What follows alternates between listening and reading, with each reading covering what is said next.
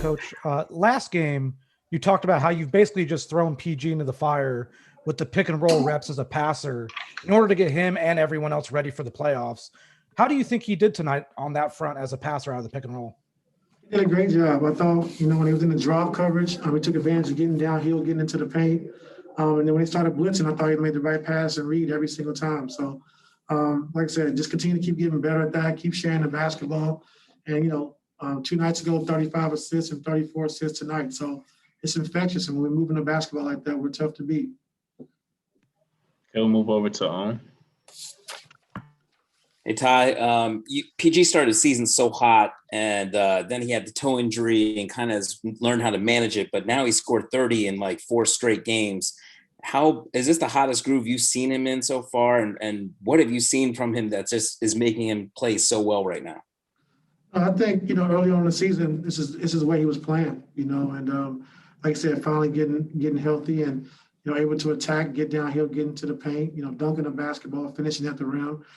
So, making all the right passes and reads out of the pick and roll. And he's been great, so like I said, he's getting healthy. And, when he's playing at a high level like this, we're a tough team. We'll move over to Tamir. Hey, Ty, congrats on the win. Thank you. I know you said the 34 assists impressed you, but did Nick Batum's 5 blocks impress you even more? Yeah, they call him Nick Gobert after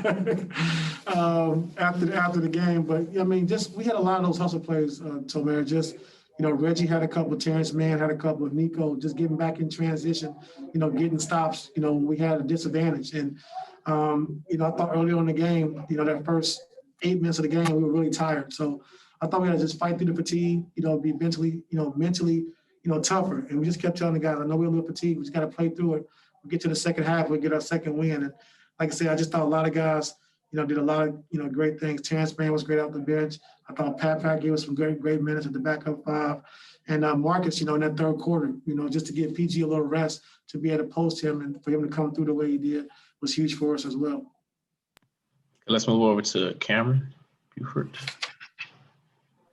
Hey, good evening, Coach. Great win. You mentioned it right there. I was going to ask you, Marcus has kind of been sliding under the radar here with the big play of everybody else, Paul George specifically, but he just keeps continue to be consistent for you guys. And I was going to ask you just elaborate on what Marcus has brought to you, that kind of silent assassin, if you will, because everybody else has big games. He's just been really consistent. Do you see it that way? Yeah, I do. I just think that, the way he shoots the basketball, we all know that. But being able to post him, especially when PG or Kawhi, one of those guys are out, he becomes our second main scorer. So just make sure we give him the right amount of touches, keep him engaged in the game, play through him, a little bit. And we was able to do that in that third quarter. Like I said, he was able to carry us in that third quarter, which allowed PG to get some rest and also allowed us to get PG out early in that third quarter with 3 minutes to go in the third so he can rest to start the fourth quarter. So Marcus's play was very huge. And like I said, he is flying under the radar, but, he's been producing for us at a high level.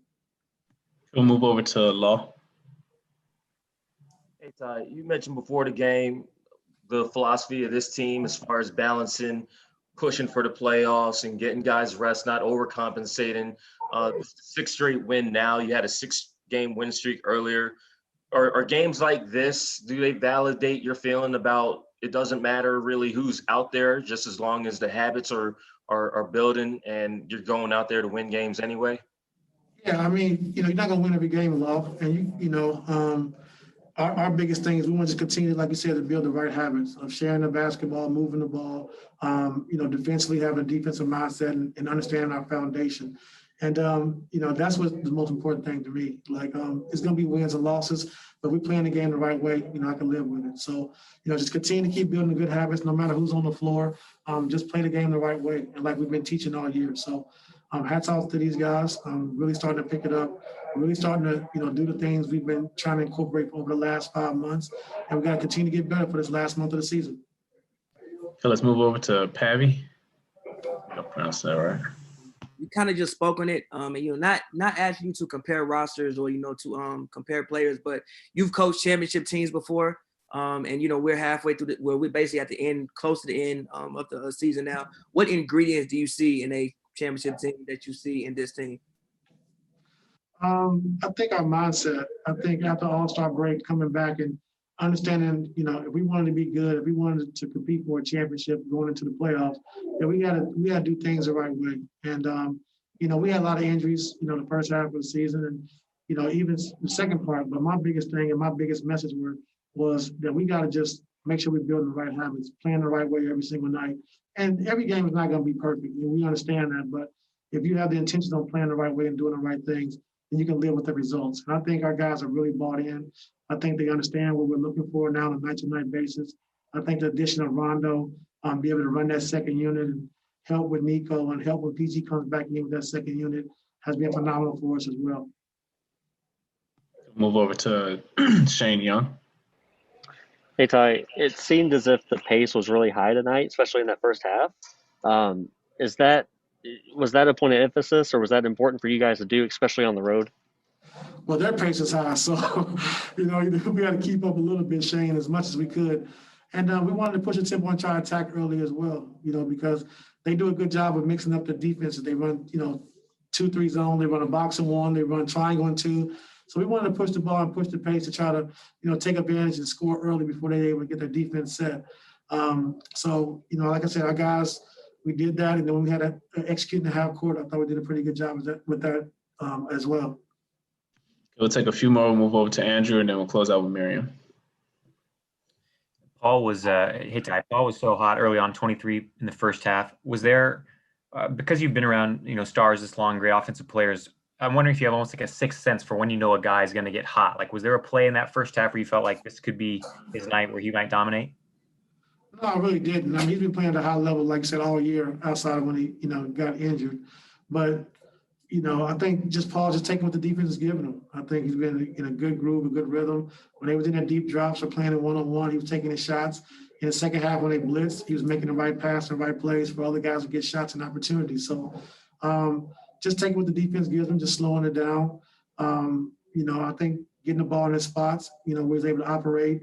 And then, like I said, Rondo with that second unit, being able to play with him a little bit as well, just getting him easy shots in transition and be able to deliver the ball on time and on target when he has open shots.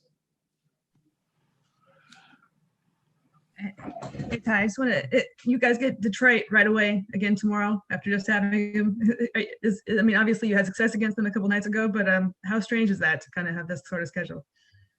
We've been dealing with it all year. We had a great schedule, being home for 17 days. So can't really complain about, what we have thrown in front of us now. We just got to be ready, to play tomorrow. Like I said, they played us tough at home. I thought they got a little too comfortable early on in the game. It was hard to shut them off when we try to ramp it up.